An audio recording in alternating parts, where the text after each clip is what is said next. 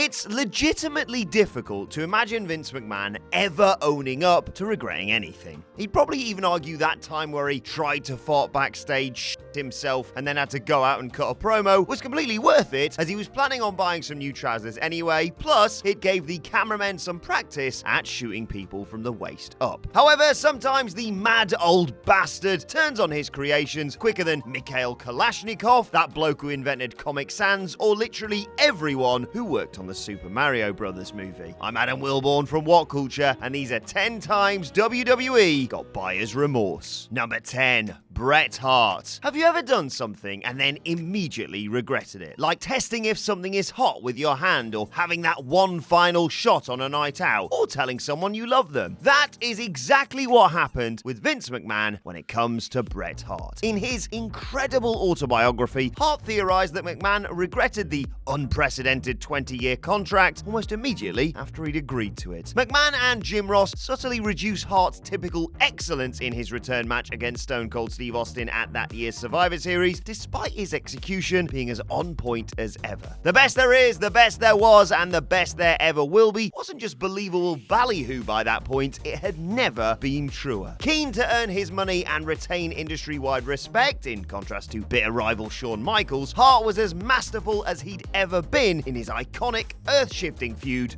with the Rattlesnake. 1997 was arguably his best ever year, but the ruthless and shrewd McMahon had already started imagining it as his last. Has anyone ever mentioned the Montreal Screwjob? Number 9.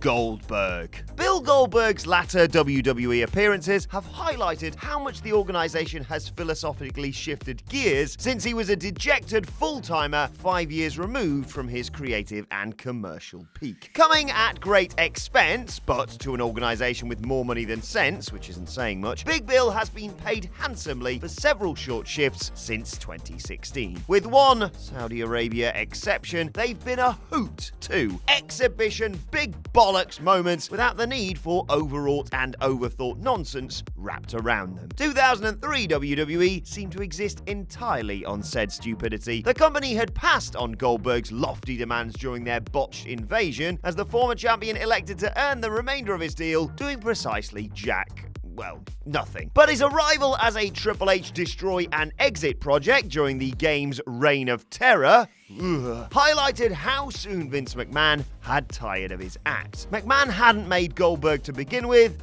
and he couldn't be bothered to try when he got his turn.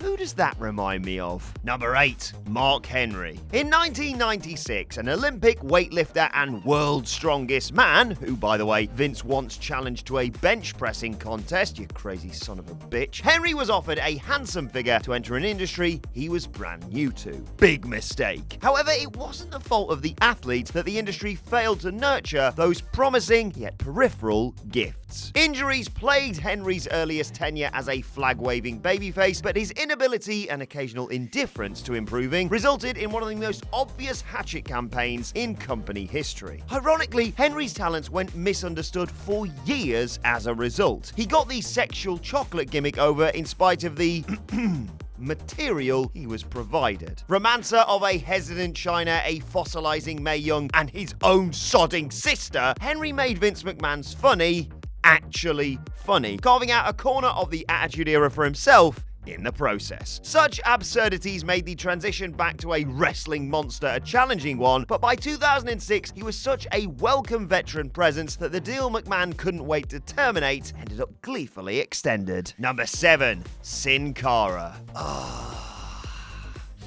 Trips, look away now, mate. The new masked superstar saved Daniel Bryan from a beating at the hands of Sheamus in his debut by making his presence felt in person for the first time after weeks of vignettes daring to position him as a replacement for Rey Mysterio. Foreshadowing what became the prevailing narrative of the former CMLL megastar Mystico's troubled tenure, Cara botched his spectacular trampoline-assisted entrance before unconvincingly taking down his far larger opponent. A springboard dive to the floor just about saved the segment, but his first impression hadn't exactly been stellar. This and other poor early performances cast Cara as a profound flop, something the game predictably distanced himself from at the earliest opportunity. Look over there, guys, it's NXT! Number 6. Hideo Itami. Sami Zayn couldn't hide his smile when Shinsuke Nakamura debuted against him at 2016's TakeOver Dallas. The world stopped alongside the underdog from the underground to try and make sense of this maverick from New Japan ready to kick his way through the competition on the wrestling world's other hottest product. Somewhere literally and figuratively far away, Hideo Itami had to be crestfallen. Almost certainly aware of the institutional marginalization of, well, let's just say international performers. Despite a healthy start to his WWE run with NXT, he could see what was happening. All of his worries were confirmed when he made his overdue return later that year to unsettling indifference, before another injury put a bullet in him ever getting a fair shake in NXT. By the time his release was mutually agreed in early 2019, so too was the discontent. Neither party benefited from an overtly challenging 5-year relationship, despite New Japan's G1 Climax profiting hugely from his signing as a weathered icon looking for redemption. Number 5.